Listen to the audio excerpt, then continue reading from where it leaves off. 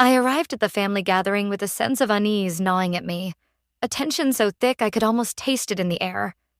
The chandelier overhead reflected a brittle light across polished surfaces, but nothing could illuminate the weight pressing down on the room. A cousin standing near the doorway smirked at me with a sharp, knowing glance. He leaned in, whispering words that were meant to wound, tiny daggers that twisted my stomach and made my chest tighten. I swallowed hard, trying not to react, but the sting of his cruelty burned deep. Across the room, my Aunt Grace sat in her usual chair, composed, hands folded neatly on her lap, eyes lowered. She seemed small, almost fragile, yet there was an invisible armor around her. I could feel her presence, quiet but undeniable, like a storm restrained behind calm waters. I watched a distant relative stir a petty argument, carefully twisting words so that my aunt's silence looked like weakness. It was deliberate, cruel, the kind of subtle sabotage that only family could master. And then the laughter came, sharp, public, cutting through the room like glass breaking. It landed squarely at her expense. A cold heat spread across my chest, helplessness sinking in. I wanted to leap forward, to shout, to defend, but my voice felt trapped behind a wall I couldn't break. Every laugh, every smirk, every whisper felt like a blow. Her silence, once her shield, had become the target. The mockery was relentless, and I noticed the glances. Some sympathetic, fleeting, eyes quickly darting away, others indifferent, even amused. The room was a stage, and my aunt, the silent character everyone thought they could ridicule. My phone buzzed sharply in my pocket. A private text mocking her, typed with a casual cruelty that made my fingers clench. Frustration flared, anger and guilt twisting together because I wanted to protect her, yet felt completely powerless. The scent of the polished dining room, the faint perfume of dinner, the burnished wood, the clink of glasses only sharpened my senses. Every sound, every reflection, every small movement felt exaggerated, charged with tension. I watched Grace bite her lip, subtle but deliberate, a signal that her silence was not passive. It was dignified, dangerous, and deliberate. I wanted to tell the world, she's stronger than you think. And then it happened. A cruel joke aimed directly at her rolled out with laughter trailing behind. I wanted to speak, to correct, to intervene, but my throat closed, words sticking in a throat tight with anger and fear. The scene etched itself into my memory. Every smirk, every sneer, every glance like a snapshot of cruelty. The humiliation lingered, heavy and sharp. I finally left the gathering, the room still humming with laughter behind me. My chest was tight, my mind a storm of anger, shame, and helplessness. But I knew one thing in that moment, clear and unwavering. Grace's silence was not weakness, it was a waiting storm, and I would see it strike at the perfect time. I remember the first nights after my parents passed, the world shrinking into a blur of grief and confusion, and my Aunt Grace stepping in to hold the pieces together. She carried the weight of my broken childhood on her shoulders, quietly, without complaint, without anyone outside our small circle noticing the sacrifices she made. Her mornings began before the sun rose, preparing meals I barely appreciated, and her nights stretched long, guiding me through homework, reading stories that soothed my restless mind, teaching lessons wrapped in patience and gentle laughter. Every hug, every whispered reassurance, every bedtime story was a stitch in the fabric of my survival, yet the extended family barely acknowledged the labor behind them. I remember the sting of betrayal, too, the subtle undermining from distant relatives who whispered behind her back, who treated her quiet dignity as weakness. I had tried to defend her once, standing tall, arguing, insisting that she deserved respect, only to be ignored, my words lost amid their condescension.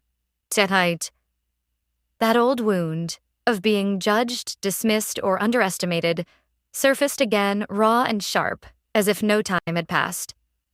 Grace had endured years of scrutiny and derision, yet her patience was never passive. Single parenthood, financial struggle, personal grief, she bore it all, forging her patience into a quiet, unyielding strength. I remember a moment in my childhood, pivotal yet unremarked at the time. A crisis had loomed. a mistake someone else made, but she stayed calm, silent, diffusing the situation without drama.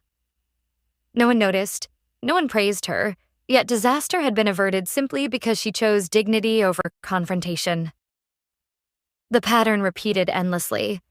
Relatives tried to manipulate, to provoke, to belittle her, assuming her quietness meant compliance. But I began to see, even then, that this was a carefully honed resilience, a strength cloaked in silence, waiting for the perfect moment to manifest. I carried the inheritance of her resilience, mixed with frustration at injustice. My desire to act clashed with her strategic calm, creating a tension I could feel in my chest every time family members crossed the line. Her guidance, subtle yet deliberate, had shaped my moral compass, teaching me that strength was often hidden, and patience could be more powerful than anger. And now I understood it fully. Her silence was not weakness. It was a weapon, precise and patient, sharpened over decades. Every insult endured, every slight ignored, every eye roll tolerated. It was all preparation. Grace was waiting, watching, calculating, and I realized that the storm she carried beneath her calm exterior was coming, and it would be unstoppable. The next family event was approaching like a dark cloud, whispers curling through the air, thinly veiled insults flickering at every turn. I could feel the tension, low and insistent, pressing against my ribs. I found a relative alone in the hallway, their smirk hiding intentions I knew all too well. "Respect my aunt," I said, my voice steady but charged with warning.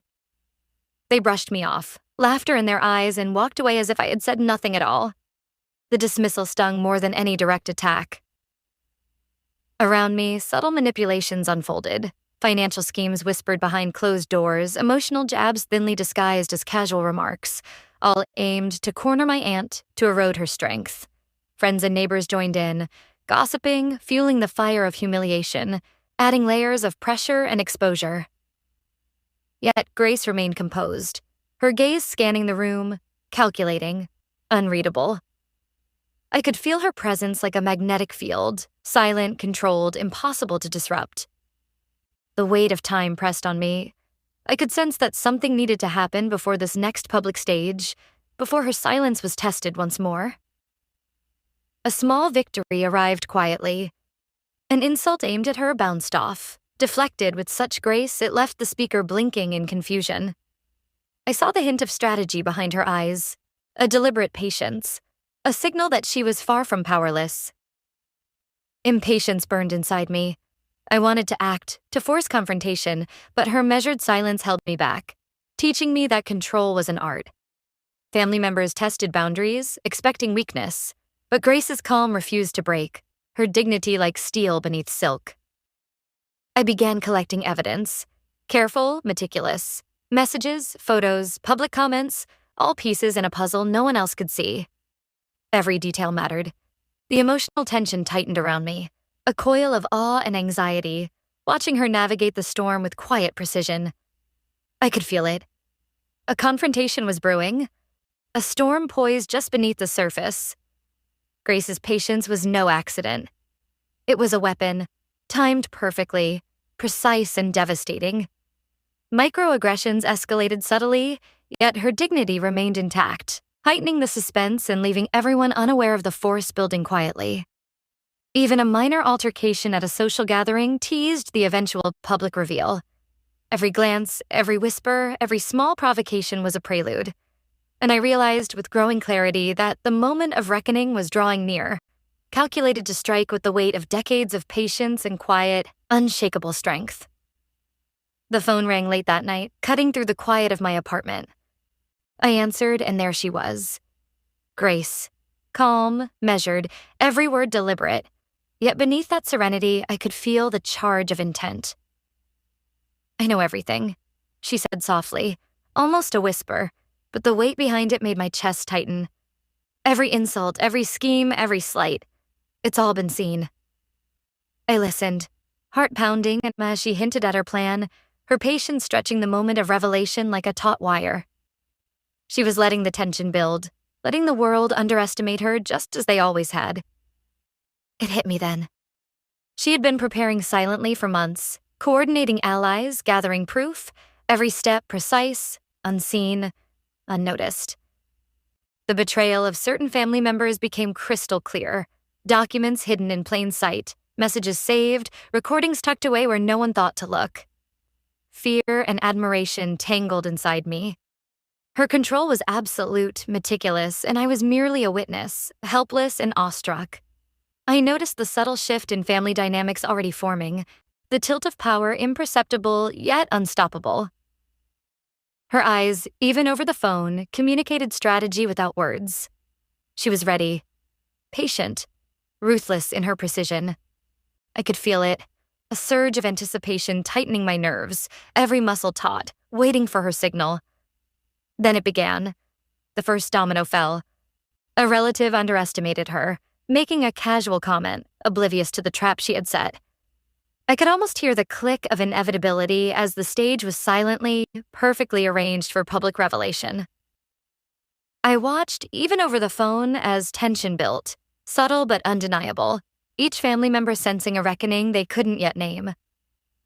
Grace's calm confidence was a stark contrast to my own growing anxiety, each heartbeat echoing the inevitability of what was coming. The call ended with her final words, soft but immovable. Justice will come. Quietly, but unmistakably. I realized then, fully, that her silence had been both shield and weapon. Every pause, every unread glance, every carefully measured moment had been preparation. And now the moment of truth was imminent, palpable in every glance, every whisper, every breath.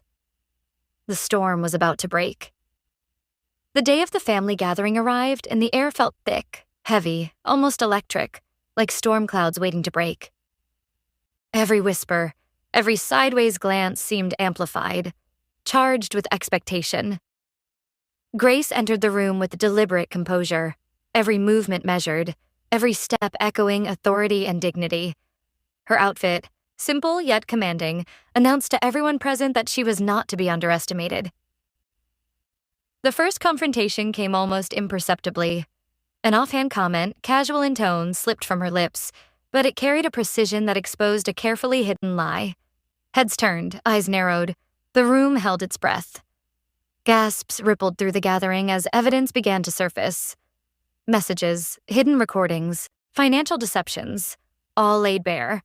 Relatives scrambled, faces flushing with shame, panic rippling through their carefully constructed facades. I could barely speak, my voice trembling as I narrated the shock, the chaos, the palpable shift in power. Grace's calm, strategic control stood in stark contrast to their flailing, heightening the drama, turning every small reaction into a spectacle of humiliation. The emotional crescendo hit when a long-suppressed insult, one that had lingered unspoken for years, finally surfaced. She corrected it with irrefutable proof, leaving no room for excuse, no shadow for denial. Legal implications emerged alongside the emotional devastation. Contracts, witnesses, documentation, all meticulously prepared, turned humiliation into tangible, undeniable justice. Excuses crumbled under her gaze, composure dismantling every flimsy defense effortlessly. Each revelation unfolded like a cinematic sequence. Slow realization painted the room, eyes widening, murmurs rising, whispers transforming into stunned silence. I watched, heart racing, as power reversed before my eyes, finally taking shape in a form both satisfying and inevitable. I saw Grace's subtle satisfaction, a quiet acknowledgement of patience rewarded, of endurance finally vindicated. She controlled the narrative completely, every moment punctuated with the dignity. Timing perfect, impact unavoidable. The emotional climax arrived when she confronted the primary antagonist. Her words didn't shout. They cut deeper than any raised voice could, slicing through arrogance, entitlement, and deceit with surgical precision. I felt a surge of pride, relief, and awe. The humiliation that had once weighed heavily on her, and on me, was returned with absolute perfection. Orchestrated, unrelenting, and deserved. Justice had arrived, silent yet deafening, and I knew in that charged room that patience, dignity, and strategy had triumphed. The room fell into a stunned, almost reverent silence.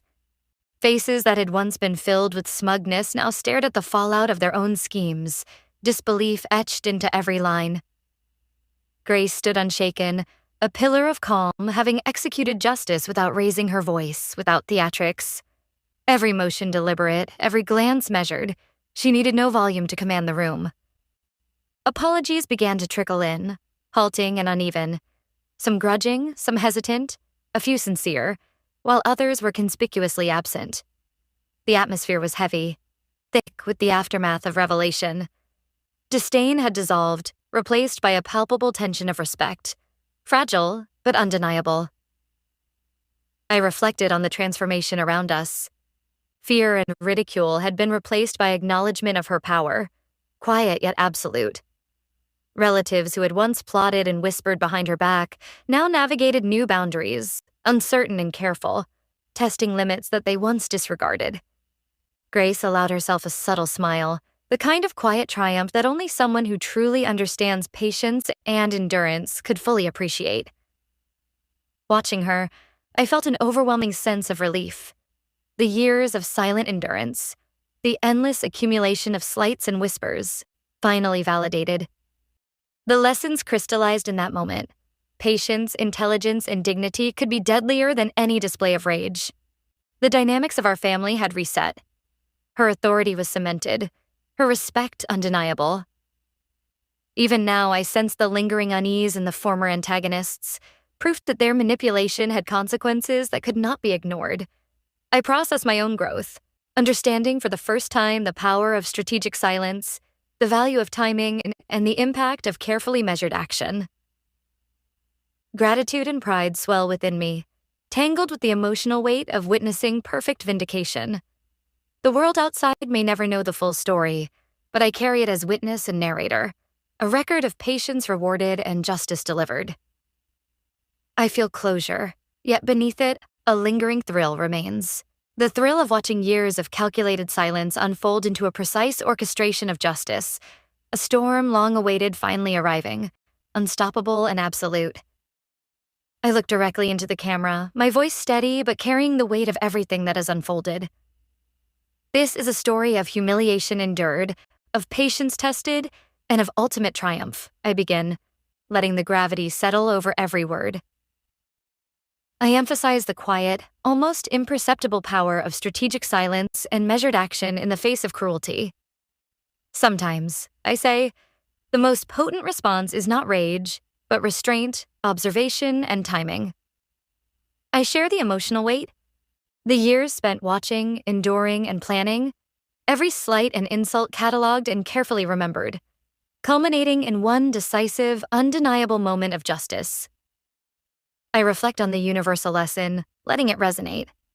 Dignity can be a weapon stronger than any anger, sharper than any shouted retort.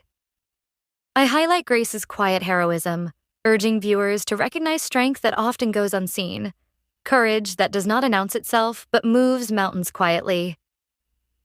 I underscore the contrast, the public mockery, the laughter, the whispered slights, versus the private preparation, the meticulous planning, the control that turned humiliation into triumph. I recount the emotional climax, narrating it slowly, letting viewers feel the tension, the shock, and the satisfaction as each piece fell into place. Then I pose a reflective question, letting it linger in the silence between words. Have you ever underestimated someone's silence? I tie the story back to personal growth, resilience, and the moral power of patience, explaining how watching Grace orchestrate justice reshaped my understanding of strength and timing. I close with a cinematic flourish, hinting at future stories and lessons yet to be revealed. If you've ever witnessed hidden strength, I say softly, share your story below.